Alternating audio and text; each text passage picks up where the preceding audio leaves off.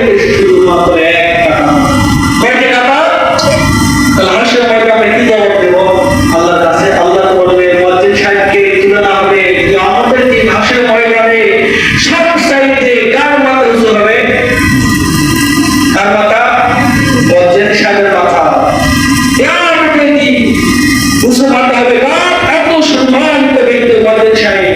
আমরা দুনিয়াতে মুয়াজ্জিন জান্নাত চালু বাবু দেখি আই মেট্রো সাহেব ওইখানে তুলে কেন এখানে এটা কেন ওখানে কেন বলি করে না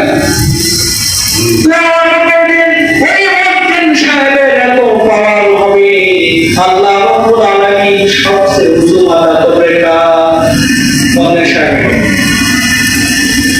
তারপরে হাইয়া আলাল ফালাহ, হাইয়া আলাল ফালাহ বলার পরে আবার বলতেছে আল্লাহু আকবার, আল্লাহু আকবার, আল্লাহ বাবু চারবার বলা হয় নাই, আবার দুইবার বলতেছে আল্লাহ বাবু। কে বলেছে? মুয়াজ্জিন সাহেব বলতেছে এই মুয়াজ্জিন সাহেব আযানটা দেয় এটা কি দেওয়া? আল্লাহ রাব্বুল আলামিন তার পরিচয় মানুষের মধ্যে মানুষের দিকে বলে দেয় যে আমি বলো আমার মসজিদে আসো, আমার ইবাদত করো। তারপর আবার বলতেছে লা ইলাহা ইল্লাল্লাহ,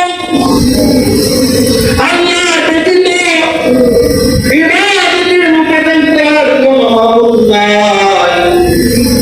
আল্লাহ ব্যতীত ইবাদতের আর কোনো মাবুদ নাই।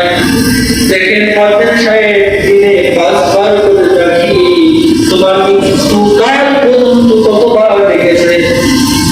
হাজার হাজার বার ডেকেছি। তখন কিয়ামতের দিন প্রশ্ন করা হবে ও বান্দা তুমি দুনিয়াতে কি করেছো? নামাজ পড়েছিল? তোমাকে কি আহ্বান করেছিল?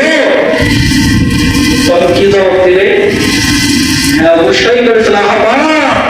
যে আযান দেয় এটাকে বলে আহ্বান, মানে ডাকা। 5 বার যে আযান দেওয়া হয় তাই আযান দিলে নামাজ পড়াই। আযান মানে আহ্বান করা, ডাকা, মানুষদেরকে ডেকে নিয়ে করা, নামাজ পড়া। কিন্তু আমরা মনে করি মুয়াজ্জিন সাহেব আযান দিতেছে, গোসল করবো, খাইব দাইব, ঘুমাবো। এশারে কি হলো? আযান দিল আর বিশুদ্ধের কাজটা খাবে, ঘুমাবো। তাই